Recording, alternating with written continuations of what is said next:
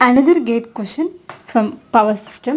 Okay, question enti ante the power system having 30 buses, there 5 voltage control buses. So voltage control buses ni specify chesadu.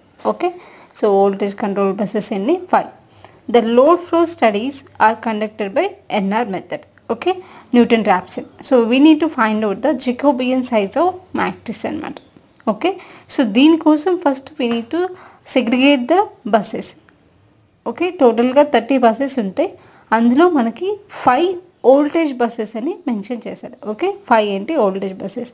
So even మనం equation రాసిన 5 × 1 only 5 buses మాత్రమే వస్తాయి. Okay, next one ఇక్కడ మనకు generated bus గురించి కానీ slack bus గురించి కానీ మెన్షన్ చేయలేదు కాబట్టి we need to take another generated bus from 30 buses. Okay, ఎన్ని టోటల్గా 6 అవుతున్నాయి. Okay, remaining load buses.